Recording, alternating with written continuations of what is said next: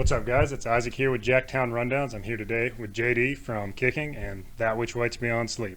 How you doing, JD? I'm good, man. How are you? Doing solid. Thanks for having me out. Yeah, thanks for coming and hanging out at the practice space. For sure. Super cool space and super cool guitar, aluminum neck. Let's talk about this thing. What's the story of Sure. this? So this is a guitar that I've been playing for a couple of years. I built this. It's what you'd call like a parts master or something like that. It's based on a Fender Jazzmaster. So it's a Fender body and a Fender tremolo system. The neck is what everyone always asks about. It's a electrical guitar company, all aluminum neck. It's got stainless steel frets, an aluminum nut. It's got Grover Imperial tuners. I bought this in probably 2017 maybe, with the intent of building a guitar like this. I originally wanted to kind of build a Telecaster, but the weight of the neck kind of counterbalanced against the small Tele body made it really kind of neck divey. And I realized I could fix that by kind of using the offset body, which was honestly where I was going anyway. Like I said, this is a Fender Jazzmaster body. It would have been a classic player series from probably the mid 2000s. I did not have the original parts, so I did not gut this guitar. I just got the body and then built it out. Nice. The pickups are made by a company called Rose Pickups. That Rose is unfortunately out of business, but these are called the Picasso model. They're based off of kind of the 70s Fender wide range humbuckers. So the neck pickup is a pretty standard kind of wide range humbucker. The bridge pickup is a little hotter. It's wound a little hotter, a little higher output. Really cool pickups that I discovered, like I said, a few years ago. And the little switch here, you probably think like, why did that dude put like another switch on a Jazzmaster? But that switch is a series parallel switch for the bridge humbucker. Okay. So it kind of acts similar to the way a coil tap would, except with series parallel switching, it doesn't exactly turn off half of the pickup to give you that single coil lower output. It just changes the way the pickup is kind of internally wired. So you do get a lower output from the humbucker, but it's still quiet. Still bucks the hum. Yeah, no hum, which is really important for Nice. me. I love Jazzmasters and vintage Jazzmasters. The pickups sound incredible, but kind of for what I do, I like a quiet guitar. I don't like to use noise gates, so I generally tend to gravitate towards medium to higher output humbuckers. Yeah. Reasonable take. And then everything else is wired just like a stock Jazzmaster. So it's a three-way switch, volume and tone in the lead circuit, and then the traditional rhythm circuit, which I do use. I know a lot of people like to rip those out. Sometimes I want to rip it out, but I do use it from time to time. But yeah, and this is my kind of go-to guitar in most of kicking. Every single kicking recording has this guitar on it. A lot of the live shows has this guitar with different pickups or sometimes just one pickup when I first built it. But yeah, this guitar has been on a lot of stuff and I love it. I actually love it so much. I have another one at home that is a baritone neck and a white body. Also aluminum neck? All aluminum Nice. neck, yeah. It's built exactly the same as this pickup, it's built exactly the same as this guitar, except it's a white body instead of black. It's a baritone scale, so it's like a 27 3/4 scale, whereas this is a 25-inch scale. A little different from a standard Fender. This is like a 25.1, I believe, exactly. And the only other difference is that it's got a single coil traditional Jazzmaster neck pickup, but a wide range humbucker bridge pickup. Okay, Yeah. cool. So with talking about the baritone, y'all tune pretty low. What about string gauges? What do you gravitate towards here? Yeah, so we tune to drop A sharp, and I use 13 to 56 with Okay. a wound third. I use actually, so I use mostly D'Addario strings. I've kind of been using some other types here and there, GHS. I used Dunlop strings for a long time, but D'Addario kind of seems to be the right string for me, the right string for this tuning. I really have had great luck with them. Usually I don't break them, but yeah, I use a 13 to 56, which sounds heavy, but when you take into account that we are tuned all the way down, the tension is not that bad. And then I use a wound third, even when I tune to standard. So on my standard tune guitars, which is just standard, E. Right. I use an 11 to 50, or sometimes it's like an 11 to 49. But I use a wound third on those as well. It just kind of comes from working with vintage guitars. A lot of them, you're going to have a wound third, especially traditional Jazz Masters, Jaguars, heavier strings, even in standard tuning. And the tremolo systems just kind of respond better. That makes sense. Yeah. And speaking of the tremolo, I know a lot of people with Jazz Masters replace the bridge with like more of a tune-o-matic style, or try to like raise it up some, right, for more tension. Is that the idea here? Yeah, so this guitar, I have a tune-o-matic bridge because the neck is actually a 12-inch radius. Mhm. It's not like a traditional Fender. So like a traditional Jazz Master is going to have like a 7 1/4 or a 9 1/2. And tune-o-matic bridges are 12-inch radius, so it kind of throws that off. Some people don't mind that, especially with like a 9.5 radius on the neck. You can kind of get away with using a tune-o-matic, but with this build out, since I had the 12-inch radius neck, I could use that. I don't really like the tremolo, or I don't really like the bridge to pivot like on a more traditional Jazz Master. It works when they're set up well, when the bridge kind of matches the neck, and when you have, the right string gauge and the right kind of type of strings, the right setup, the neck is shimmed, things like that. I don't really just need, at least with this guitars, I don't need to do that. Yeah, so I'm just using the standard old, I think Fender calls it the Adjustomatic. Oh, okay. Yeah, so that's what came with this guitar. Got it. Tune-o-matic's copyrighted. Yeah, got it. yeah, that's Sure. a Gibson thing. Yeah. Super cool. So also, I've noticed when I was creeping through your Instagram and stuff for Mm-hmm. some research, I see like this black cat sticker on a lot of things. Is there some lore behind this? Yeah. So, I, for a long time, had a little black cat named Luna. So a lot of times you'll see on my guitars, there's the words Eternal Life in Luna. She passed away last December. She was my baby. I loved her. Eternal Life in Luna.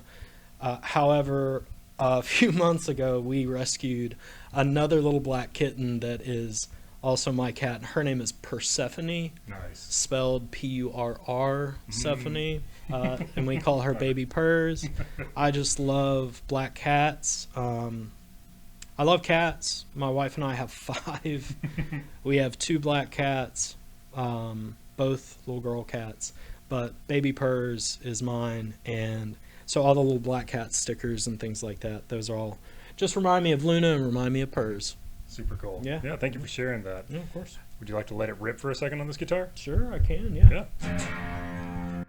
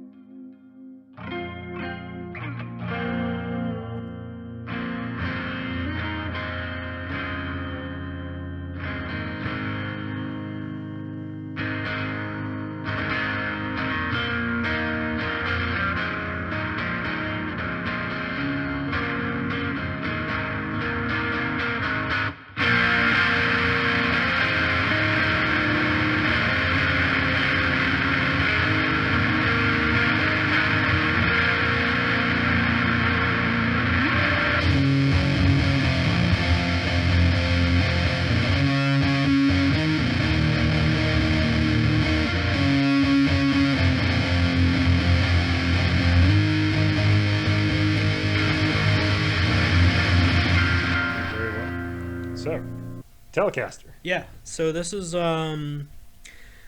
is the only new guitar I think I've ever bought. This is a 2023 Fender Ventera 2 Telecaster. Okay. So this is a 72 or I think they call it the 70s Telecaster Deluxe. I have been in love with this style of guitar probably my entire life. I really love the Tele Customs and Tele Deluxes that they did in the 70s. I love wide range humbuckers. I think they're probably the best sounding Fender pickup and just an incredible sounding humbucker. I've always wanted one of these guitars with the Strat tremolo. So traditionally in the 70s, they would have made this guitar in a few different colors. Obviously, it would have come in like black, white, mocha, sunburst. But they were all hardtail, kind of like a traditional Tele. I think they did a tremolo version in like, I don't know, the mid 70s, 74, 75, something like that. I'm not sure exactly. I feel bad having worked in a vintage guitar shop for so long, not knowing exactly when. Anyway, I don't think they ever actually originally made them in white, and I always wanted a white one. And I had decided that I would just build one probably, and then Fender announced these, and I said, well, I guess I'm just going to buy one. Yeah. But it's got they call it I think they're pronounced Q-knife. Cunife something. It's the type of magnet that they made these pickups out of in the 70s, and that type of magnet became difficult to get a hold of, so Fender kind of changed the way they built these pickups on the reissues, and those sound really great, but these sound like the vintage 70s ones that would have come in like this model, the Starcaster. You could sometimes find them in just a traditional Tele neck, kind of the Keith Richards thing. But yeah, I really love this guitar. It's bone stock. I have not done a single thing to it besides put my gauge strings on it, tune it up, and set it up the way I like it. And I think it sounds really good, and it does the thing, man. It does the really cool Tele thing. And yeah, I love it. Strat trim, 3-bolt neck. Yeah. So when would you pick this one over that one? Just vibes or anything particular? Yeah, it really kind of depends on the song. So I would do. So this is a newer guitar for me. It's on our last recording. I would play this guitar sometimes when I'm going for a more kind of amp distortion sound where maybe I'm using the rat pedal a little bit more. I'm mostly going to go for that one on more aggressive songs, the heavier stuff, or the songs where I really need the Jazzmaster tremolo to do kind of the melty guitar thing. Yeah. I do that kind of a lot in some of our set where, you're kind of pushing down on the jazz trim to kind of get that out of tune sound where it's constantly coming back into tune. The Strat trim will kind of do that, but this will be more, if I'm trying to kind of go after a kind of more classic sounding guitar. Yeah, and it's, I call this is kind of my go-to when I want to write if I'm trying to rip off Tom Petty or something. This will definitely get me in that neighborhood, and it also will get me in, if I'm trying to play something more kind of punk rock, like hard. I love a lot of like early 80s hardcore, and this will definitely do that too. For sure. Yeah. I mean, people always talk about Telecasters are versatile. So Telecaster with humbuckers. Could you get more versatile, Yeah, they call this model when it was released the poor man's Les Paul because it's set up exactly like a Les Paul would be. And in the 70s, so these wide range humbuckers, they were initially designed by Seth Lover, the guy who helped Gibson design their PAF pickups.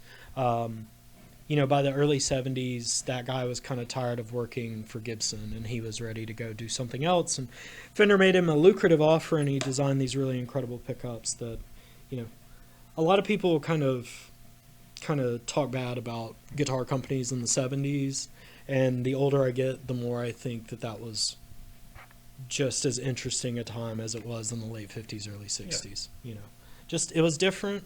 Different stuff was going on. Not bad, just different. Right. So, but yeah, I love this guitar. I bought it last year, a year ago. I've had it for a while, but it's cool. Yeah, super cool. All right, same off for this one. I'll let it rip. Sure. Yeah.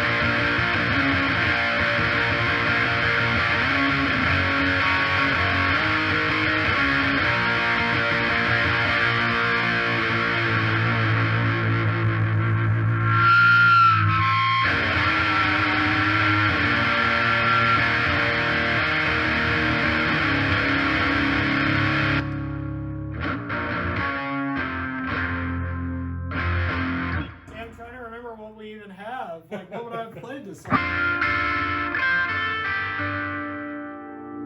This definitely, I probably would have used this.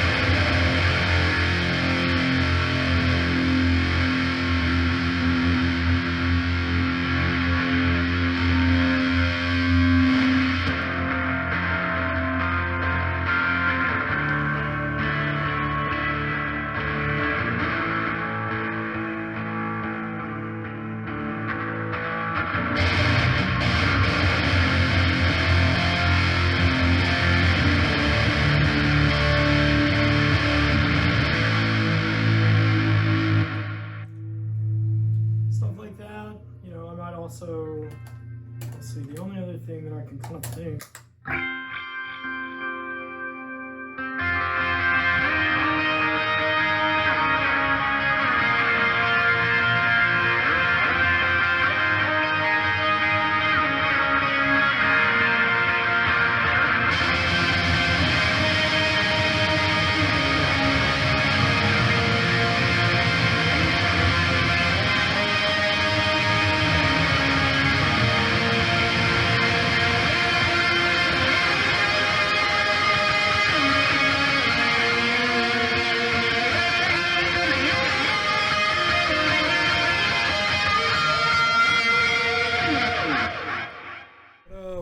start? Amps All right. or pedals? You want to do pedals? You know what? Let's talk about amps first, real quick. So what you got here? So currently, so I use a stereo rig, which when I say the word stereo, what I mean is I have two amps that are both on at all times, receiving. I don't currently have any pedals side chained into one amp or another. I'm either doing like a traditional wet dry or a ping pong. I don't have a tremolo on my board right now, but I do have a stereo tremolo that is a panning tremolo. So I have these two amps. Currently, I prefer kind of really loud, clean amps with a lot of headroom. My desert island amp would be a Fender Twin Reverb. I can kind of do everything I need to. You know, when Kicking played out of town and we would borrow equipment, if someone said they had a Fender Twin, I could make it work. But currently, my two amplifiers, my main amplifier at the moment is a 1969 Fender Dual Showman Reverb. It's the amp on the left. This is my main amp. It's on top of a Sun reissue 4x12 cabinet. I have two, but I only have the one running right now. I very rarely travel with all three cabinets, but if I could, that would be amazing. I'm not going to be that kind of jerk. So that's a 90s reissue Sun 4x12. That one actually has the original Celestion G12T 75 speakers. It's a 300 watt cabinet at 16 ohms, and it sounds really great. I like it a lot. It was the second of those cabs that I bought, and it sounds great with that Fender Dual Showman. I have the matching 2x15 cabinet for the Dual Showman, which sounds great, but I don't know if you've ever seen one of those. They're literally the size of a refrigerator. They're gigantic cabinets for two JBL D140s, and they sound incredible, but they are completely impractical. So, completely impractical as someone who's talking about, this rig. But yeah, so I use that Sun 4x12 and that Dual Showman Reverb. It's the TFL 5000D. Essentially, the Dual Showman Reverb is a twin reverb. Okay. Fender just marketed them with a extension cab instead of being a combo. So the preamp is very similar to a Fender Twin, similar output wattage. So that's 1969 with the drip edge, maybe a 70, but I think they only did the drip edge in mid 69 to like early 70. It's about, I think it's like 88 watts, maybe close to 100 watts. Yeah, it's like the Dick Dale amp. It's the amp he used a lot. Chuck Berry used it. You could play bass through it. They sound great. Super clean, lots of headroom. It's got that great Fender spring reverb, which I don't have on right now, but I do use the vibrato channel. Super loud, super clean, kind of boring clean. Yeah, it's really kind of boring clean. And then my right side, the B side, that is I believe a 69 or maybe a 70, 71 Sun Solaris head and a matching 2x15 cabinet. That cabinet has JBL D140s, just like the Dual Showman cab does, but that cab sounds a lot different than the Dual Showman cab. It's a smaller, more compact, more direct cab, pushes out a lot more low frequencies. And part of the reason that I use two amplifiers, not just because I like to kind of combine the two different sounds, but I want to be able to put them on their own cabinets to kind of push different frequencies and accentuate. I push a lot of low end with my guitar, so having the 15s is great. And when I do the higher, more kind of melodic stuff, it doesn't end up sounding too shrill. So the 15s kind of help balance that out. The Solaris is a little bit more of a mids forward sound than the Fender is. So it sounds great on 12s or 15s. Right now I'm just using it with the 15s because I prefer the Showman with 12s. The Solaris, to me, having owned like a high watt and JCM 800, kind of more British amps, the Solaris has a little bit of that kind of mid push that those amps are known for, with being a lot cleaner. So that one has KT88 power tubes, so I want to say the wattage is probably somewhere in like the 60 to 70 watt range, and it can keep up with anybody. Sure. It's great. It's super loud. It's got it's very similar to like a Fender, where it has instead of having a bright switch, it has a bright channel. So it's a 4-input amp, kind of like a Marshall would be, you know, a vintage Marshall, but the channels aren't set up necessarily to be jumpered. I think you can, but I don't really notice a lot of difference. It's got 2 brights, 2 normal, currently running into the normal, but if it's a dark room, I can put it in the bright input. Vibrato and reverb, spring reverb, very much like a Fender. The reverb kind of has its own thing. It's a lot darker than the Fenders. I have the reverb on both amps turned off right now because I use a lot of reverb on my pedal board.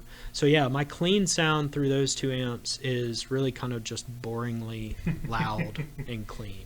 It's I don't do amp breakup. I don't do preamp distortion. The amps are meant to be really loud and to basically take the pedals and the guitar that I put into them and send it back out to the audience as loud as possible. So yeah, and that's my amp rig. Fair enough. When I was talking to Sarah, also of Kicking and of Clitter Critters, she was showing me on her Sovtech, she's actually only running the volume on like 2 or 3, you know, well before you get into power amp distortion. Same idea here? Yeah. So generally they're between 2 and 3. Okay, yeah. Yeah, I mean, not super loud. We kind of discovered that we liked using higher wattage amps and just keeping the volume a little lower. You know, it's nothing against smaller amps. We do like that, and we have used smaller amps to record. Sarah has a smaller combo. I've used a few Voxes and Silvertone amps to record before. We've used smaller cabinets with those amps running into them, but we kind of figured out that about 50 to 80 watts is good for what we like, and just let them be loud. Yep. Put the pedals into them. We use overdrive, lots of overdrive pedals, lots of distortion, fuzz boxes. So that's kind of the trick, is like using really loud, clean amps set to just kind of push that pedal board back out to people. For sure. Yeah. Could we hear the clean, boring sound? Sure. Just a quick bit of it.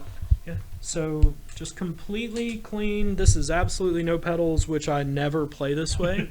I always have a reverb pedal on, and I usually always have some sort of overdrive. But so just completely.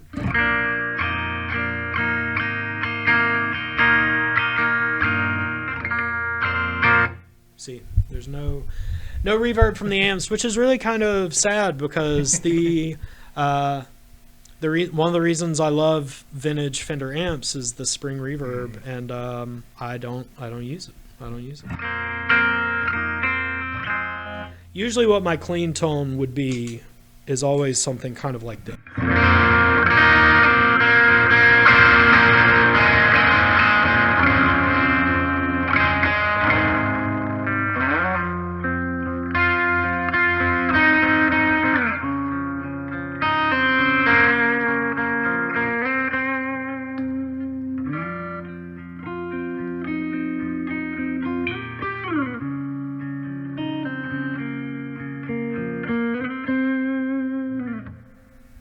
Kind of hear some of that reverb bleed off. But Yeah, sounds really good, and that is impressively clean.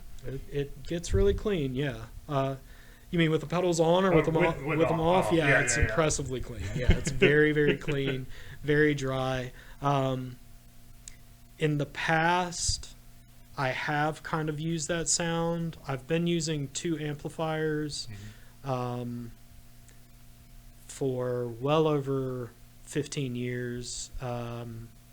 Whether that was, for a while I was using something kind of like a jazz chorus and a twin, or I was using a twin and maybe the Sun with a 4x12, or I was using the twin with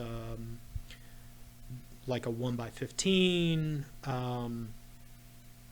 For a while I used this 80s Carvin solid state amp with a PV Classic 30 or Classic 50, sorry. I actually don't ever use anything smaller than a 2x12 live. But yeah, so I've been using 2 amps for a really long time, and I've kind of gotten to the point where I can't really survive without 2. I can make it work, but I don't like to. Yeah, and that's just loud and clean. Loud and clean. Yeah. Super cool. So, well, now let's talk about the things you do that make it less clean. You want to just start at the beginning of your signal chain? Is that cool with you? Sure, yeah. So right now my pedal board is kind of what I would call the condensed version. I've been really obsessed with trying to do more with less lately. The beginning of my chain is always going to be some sort of tuner. So I've been using a Boss TU2 for 150 years, 100 million years. I say this now and it'll break, but I do have a backup. I've been using that TU2 since I was probably 17 years old. Nice. It does me work. It does me right. Keeps me in tune. Right now, I'm going directly out of the tuner into my first set of overdrives. So I'm currently using Visual Sound VSXO. It's similar to like a Tube Screamer on one side, which is the side that I have on currently. It's the right side, I believe. And then the left side is more like the Noble's ODR1. So they're both kind of different flavors of the green box overdrives. Yeah. I like having 2 overdrive stages kind of at the beginning, mostly because I set them a little bit different. They respond differently with the pedals that are going to come later in the chain. And then if I have 2 that have a similar voice, I'm not creating such a wholly different sound when I need to switch from one to the other. The ODR1 does sound a little bit different from the Tube Screamer, like a TS9 or a TS808, especially this pedal, which has some modifications integrated into the circuit. But I've used pretty much all flavor of Tube Screamer, everything from the Way Huge Green Rhino, which is a staple for me. I've used one of those for, again, probably 15 years. I really love the... Why are you buzzing? Sorry, I don't want you to have to cut all this stuff out. All the audio of the instruments out when you're not playing. Awesome. So, okay. Are you done? You're going to stop? Okay. Sorry. So, speaking of Tube Screamer circuits, I've used TS9, the Plumes by Earthquaker Devices, the Way Huge stuff. I really like most of that. And that's always kind of my always on overdrive. Mostly because I learned the trick when I was younger using a Big Muff, is you slam the front end of a Big Muff with a Tube Screamer style pedal, and you kind of get a little bit more presence, a little bit more gain if you want that. And that's the way I use it. I know people use Big Muffs differently, but the Big Muff is such an integral part of my sound that having a Tube Screamer in a band situation where I've got 4 or 5 other people to contend with is just kind of, it's become like second nature to me. Yeah. And I can stack the 2 different tones. Like I said, sometimes I'll use like a Klon style overdrive, or I've used like a Distortion Plus, a DS1 will do it sometimes. But yeah, like having that second gain stage that I can set a little bit, voiced a little bit differently, usually a little higher gain on that one, a little brighter maybe, just depending on what I'm going for. And then I've got those 2 flavors. Yeah. So, and then it goes out of the VSXO down into my Rat, which I started using a Rat a few years ago when I was working on some of the newer kicking stuff. I wanted to have a really intense distortion, but I didn't want to just constantly be falling back on the Big Muff. I use a Big Muff all the time. It's on every single kicking song. But I wanted something that was going to be a little bit different flavor of gain. I could set to lower gain. Like I said, trying to just kind of rip off like Tom Petty and just get that kind of amp distortion with a little bit of jangle in there, which sounds strange with me tuned to A sharp. But yeah, the Rat definitely fills that for me. And I've used other pedals in that position. I've used I have a Marshall Shredmaster that I really enjoy. It's a little bit bigger, so I don't use it. And then I've also used a DS1.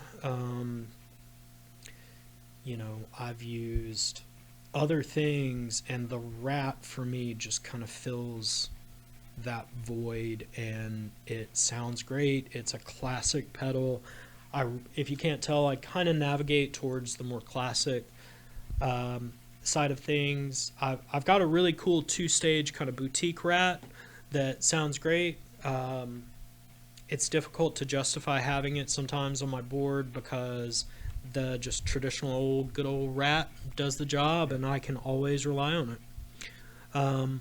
So I use that all the time. Really love it. Been using it for a few years. But then this Big Muff is like, this is my sound. So this is a early 2000s.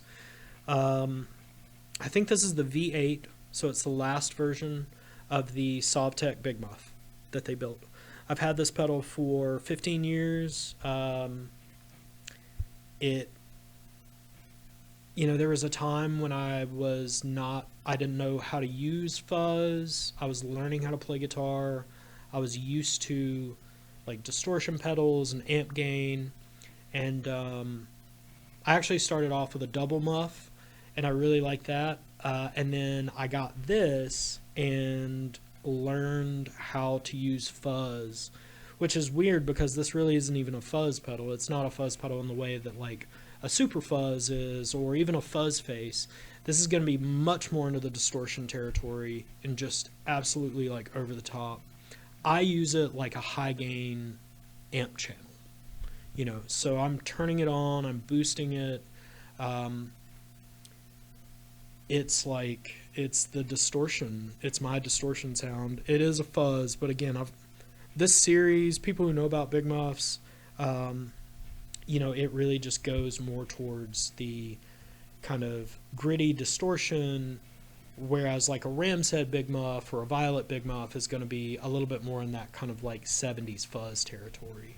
What's this style of Big Muff called? Which kind is this? So this is I believe this would be called a V8, because it's a 4-screw instead of 6 screws on top. It doesn't have shoulders. Lacey's is the one before mine. Okay.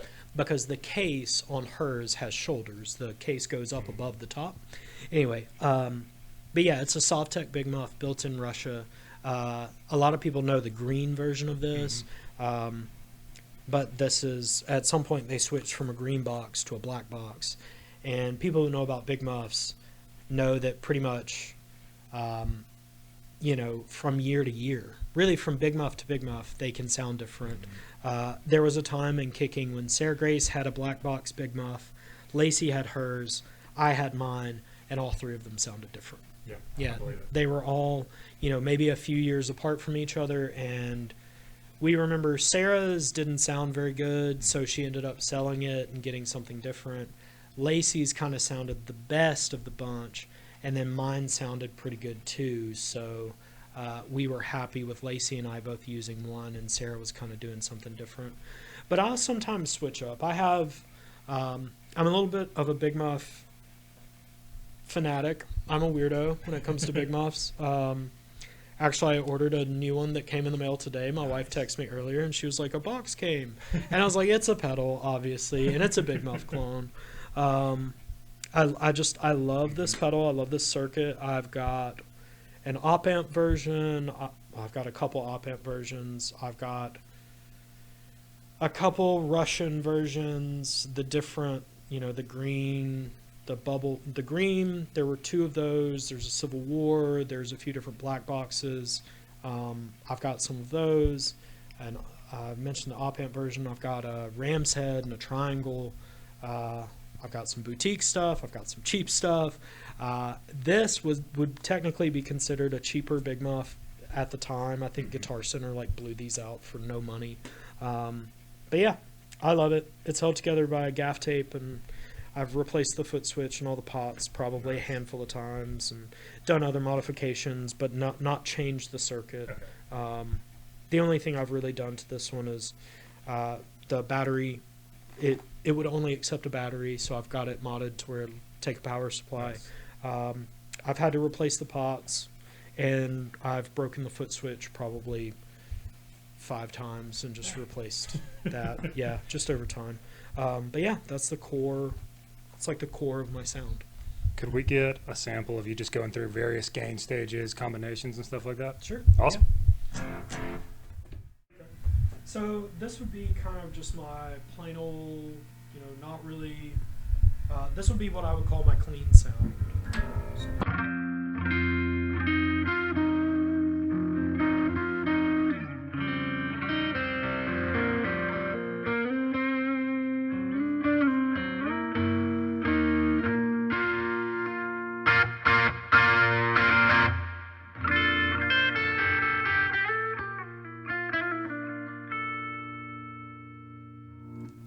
Another voice of that same pedal.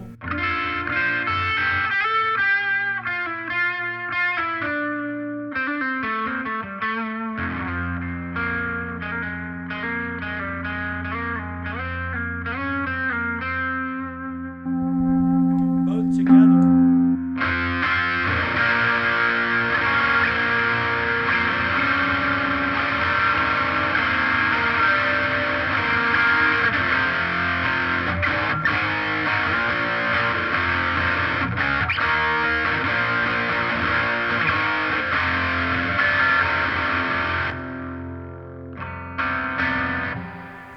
So I usually always have this side on, kind of more of a tube screamer side.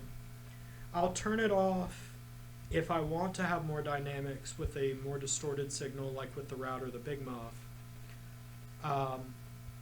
But before I switch back to clean, I'll always kind of turn it back on.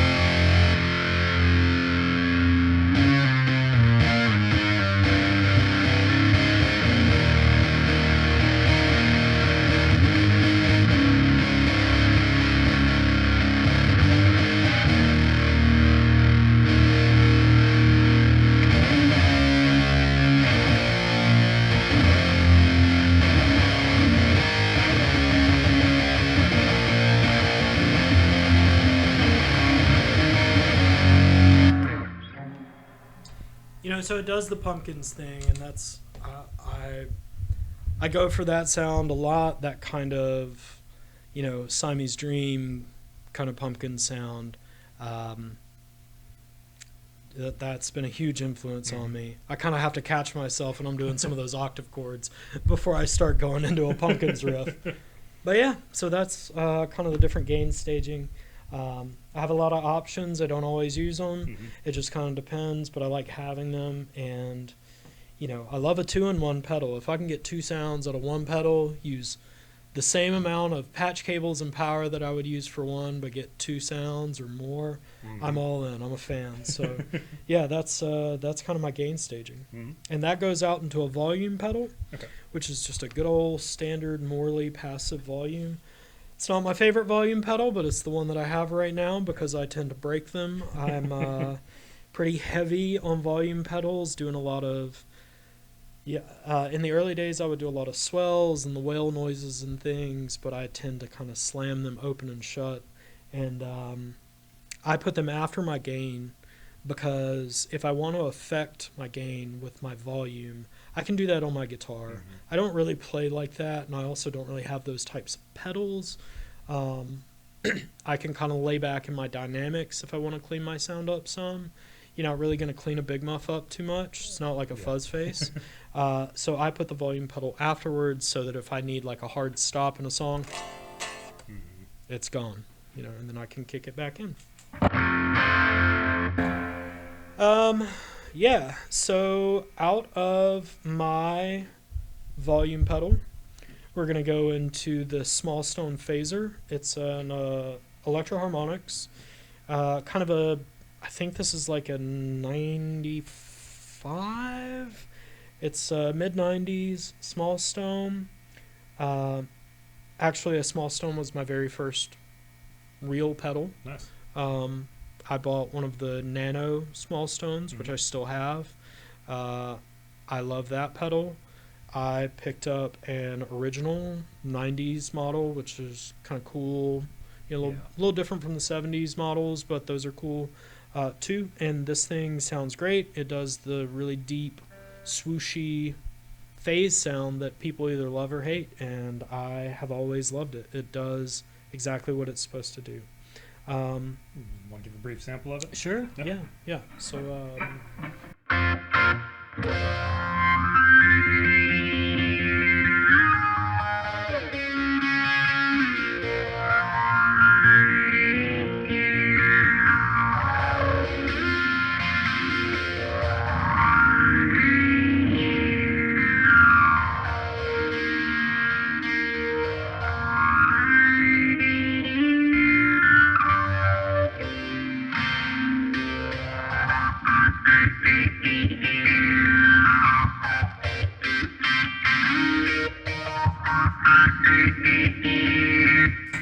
You can line that up with a delay.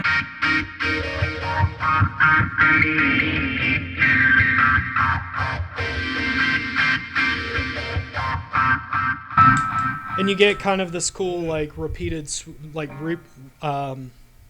the swoosh is repeating. Anyway. Yeah, you get the old part of the swoosh. Yeah. Like you said Yeah. parts of a second ago. Yeah. So that's really cool. I love that pedal. That goes into my reverbs, which are super important to my playing. Currently in my kind of experimental reverbs spot, I have an Earthquaker Devices Astral Destiny, which is a really cool reverb pedal. I use it as a little bit more of an effect, almost like a modulation. It's got a great modulation circuit built in. And then I really like the kind of tape stop thing that it does. I kind of use it like a tape stop. So the primary reverb that I have set up is the Abyss, so I have a lower octave on the reverb.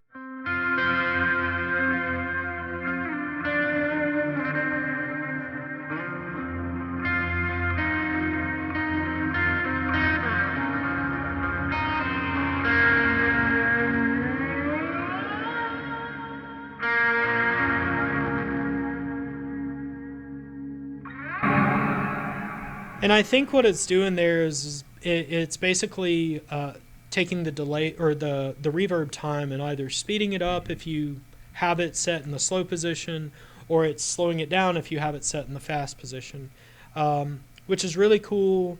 Uh, Again, kind of going back to my theory about having like two pedals in one, having a secondary foot switch that does some sort of expression, or, you know, if I can modulate it on the fly and kind of create things in the moment, that's super important for me in the way that I play.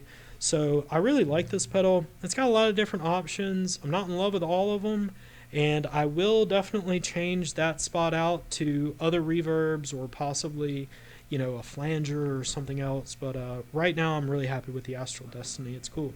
Yeah. I use it a lot.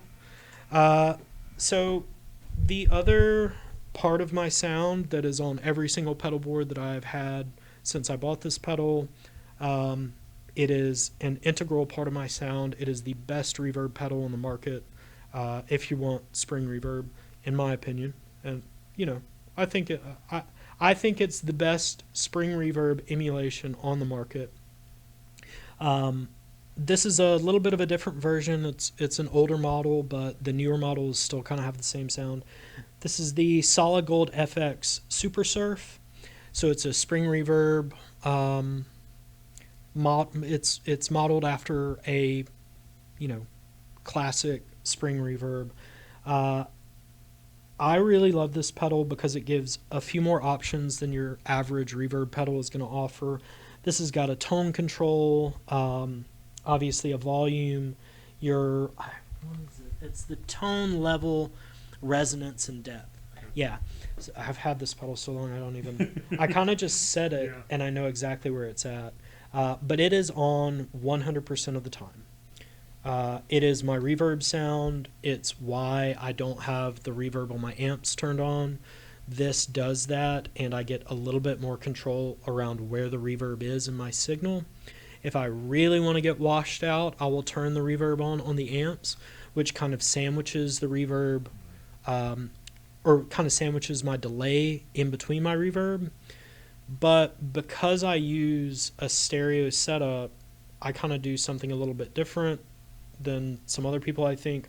I put the reverb much earlier in my chain. Sometimes I'll even put reverb directly after my distortions.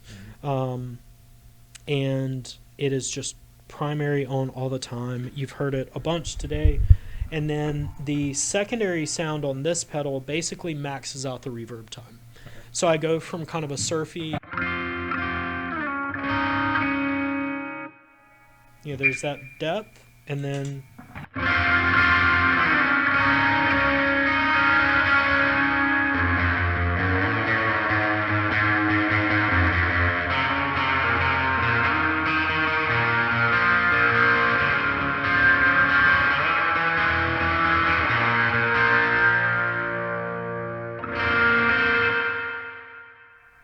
super long Yeah. reverb. I was really obsessed with surf guitar when I was young, and I wanted to try and find the surfiest spring reverb that I could that also would give me options. And I mean, how much surfier could you get? It's called the Super Surf. So It's very surfy. The art, even. I mean. yeah, yeah, that was I don't know if you remember. There was the Pro Guitar Shop. I don't think so. No. So you know who Andy is? Oh, the guy on Yeah. the internet, the reverb guy who does all the demos and makes everything Yeah, sound good. so when he started, he worked for a company called Pro Guitar Shop, Okay. and they were either in Seattle or Portland, somewhere like that.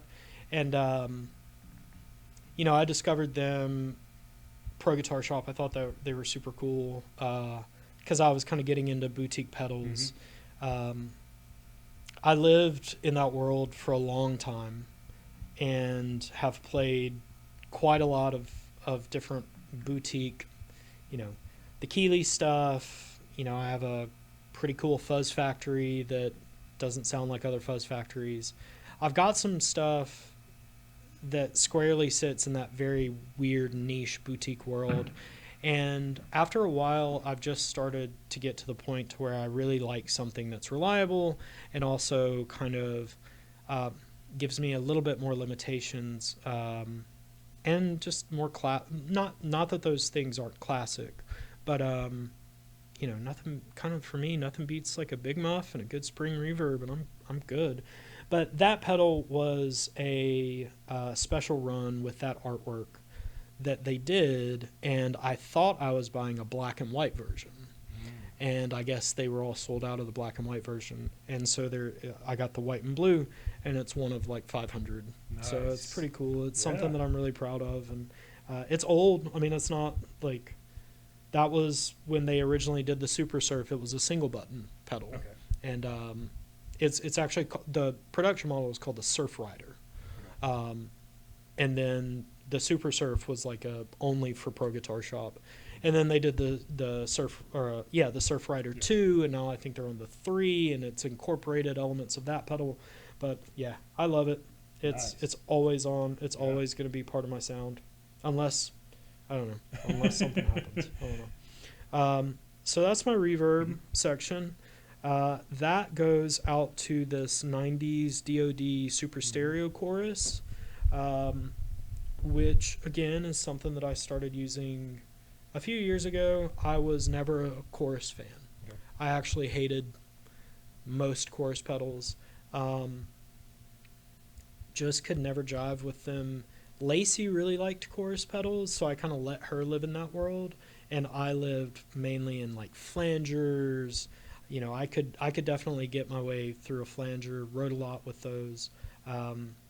My favorite is a 90s DoD stereo flanger.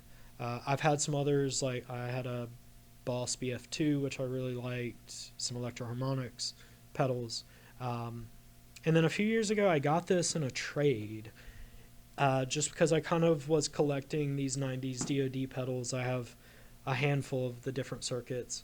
And I knew I really liked the flangers, so I thought I'd try the stereo chorus. And this one is a little different than their like original stereo chorus, which is much more like a vintage Boss stereo chorus, I think. And I think the only difference is that the Super Stereo chorus has a level control, so I can kind of use it like a blend. Yeah. And I really fell in love with it. I use it this is where my signal splits. Okay. So this is where my stereo actually starts.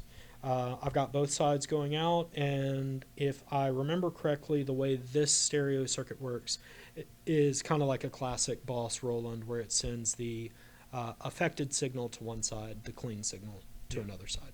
And I love it. I really like that pedal. Have been using it for a while, and I kind of view chorus and flanger as like the beginning of delay. Okay. You know, because that's really kind of where those circuits are starting. You can get a good analog delay, you know, or a good tape delay to kind of start giving you flange and chorus. And when you really start spreading out chorus and flange, you can kind of get more into the delay times. So that goes out to another one of my, honestly, it's been the kicking pedal. This is the kicking delay pedal. It's a Boss DD6. I love Boss digital delays. I've had the 3, the 7, the 500, the newest one. I've had so many Boss digital delays. They're all great, all usable. The 6 has a special feature that they haven't brought back until like the 8 or the 20, I think. It's the warp mode. Okay. It basically sends your delay into self-oscillation. Yeah. And it's something that I use all the time to get in and out of melody parts and solos, and like I have it set to a pretty standard dotted eighth note digital delay. I use all the time, and then I can stand on it basically and send it into self-oscillation. Again, it's one of those like 2-in-1 things, you know. So that has just been something that is on every kicking recording since I got it. This is like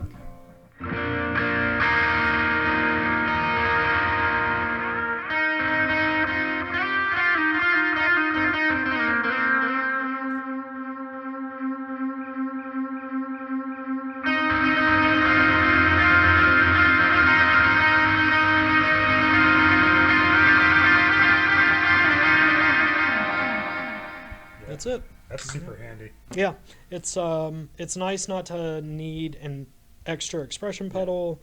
I think right now I just have this in the stereo like direct mode where the delay is coming out of both sides, but sometimes I'll use the um, clean wet, Okay. so or wet dry, Right. where it's sending the delay just to one side and the stereo, the clean sound to the other. When you do like a wet dry, do you favor one amp over the other for wet and dry? Yeah, so kind of depending on what I'm using, my primary amp will usually always get the delayed signal. Okay.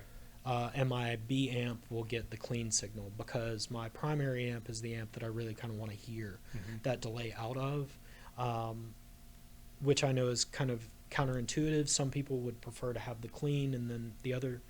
Um, I'm really leaning on my effects, so I want to hear those. That makes I want to sense, hear my yeah. effects. Um, and I currently, the way I have my amps set up, I've tried different ways. I've spread them out, put one on either side of the stage. Hmm. I've found, some people would say it's counterintuitive to using a stereo signal. I like to keep my amps pretty close together on the same side of the stage. And then if I really want to get them spread out, if we're playing in a place that's big enough for that to even matter, that's when I'll have the sound guy mic them and pan them separately in the That system. makes sense. Um, Most small rooms, even if you do put your amps on separate sides of the stage, you're still really not going to get this insane stereo spread that people think you're going to get. So for me, because of one of the reasons I do them is to have that, the tones mixed together, having them on the same side with a little bit of space between them gives me what I need. And it also doesn't throw my timing off when I'm only hearing one side of Yeah. my stereo signal, which, kicking when you've had a couple drinks and you're as loud as we are and you've got, a stereo delay and a phaser and you're trying to hear things and stay in time, it becomes a little bit difficult Yep. when you've got everything spread out like that. So I just learned to keep them together. Fair enough. That's my primary delay. Again, it's just a pretty standard Boss digital delay. It does the thing. That goes into the Source Audio Nemesis delay. Um, Again, I like to have the options, and I do stack delays depending on what I'm going for.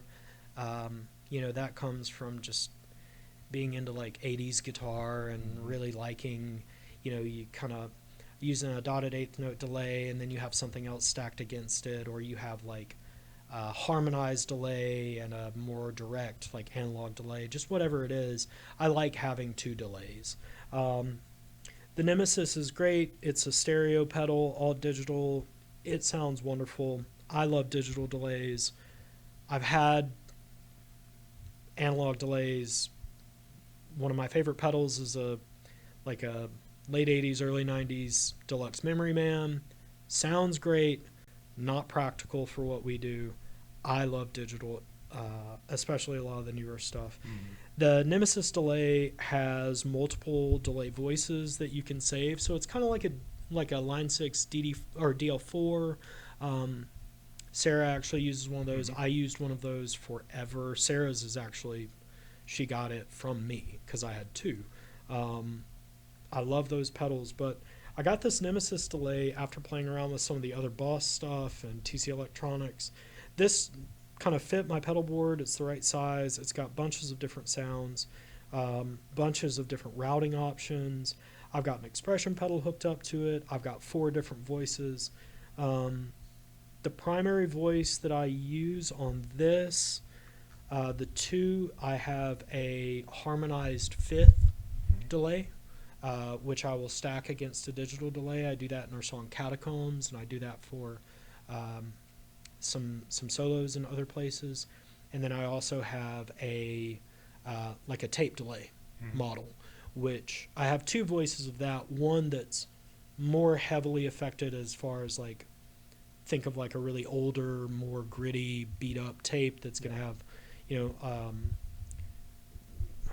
more issues with the sound, more chorusing, and then I have a cleaner tape delay because I do really like analog and tape delays. It's just not really practical to always have them on my board.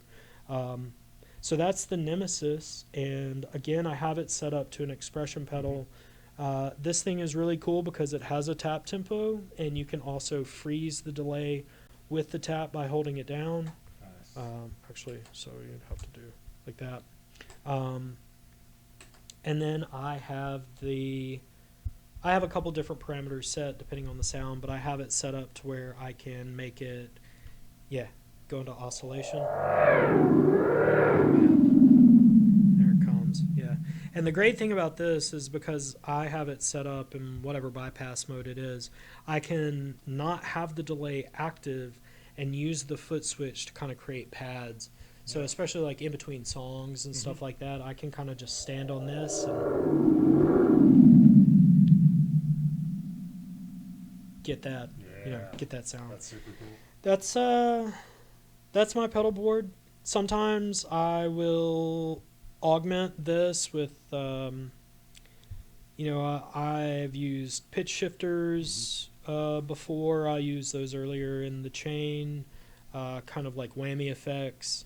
I've recorded with some of that stuff, as well as like some more POG E octaves, where cleaner tracking, lower octaves. And then depending on if I'm just feeling froggy, I'll throw like a panning tremolo in there that I really don't use in songs. I use it more in between songs to just make the guitar just freak out. A panning tremolo, a pan delay, and then a phaser just is mind-bending sometimes. So that's the pedal board in its current iteration. If you see me in 6 months and it's totally different, that's just the way it is, It's perfect. We'll have to do another rundown. Sure, yeah. But that's it. All right. Anything Sweet. else? That's it from me. Do you have any projects, anything going on you want to plug, anything coming up? Yeah. Kicking actually has a new 4-song EP that's hopefully coming out sometimes in the spring. And then hopefully, Kicking is on a little bit of a hiatus right now, but we possibly will be playing a festival later on in the year, much further in the year, when Lacey can get back down from Buffalo. We have one of those kind of in the books. That will probably be the only Kicking release and Kicking show of the year here in Jackson. I know in the spring I'm supposed to have a That Which Waits Beyond Sleep show, which will possibly be will possibly be a totally different sound that I kind of go for a little bit of a different vibe with that project because it is just more ambient and improvisational. And then I will hopefully before the summer have a new EP out, which is going to be my kind of solo material. It's going to be if you like Kicking, hopefully you will enjoy this. The name of that project is Culture Destroyer. It's not released yet, but hopefully I'll have something recorded by the summer. Very cool. That's Excited for all Awesome. of that. Thank you for your time. It's been a pleasure. Thank you. Absolutely.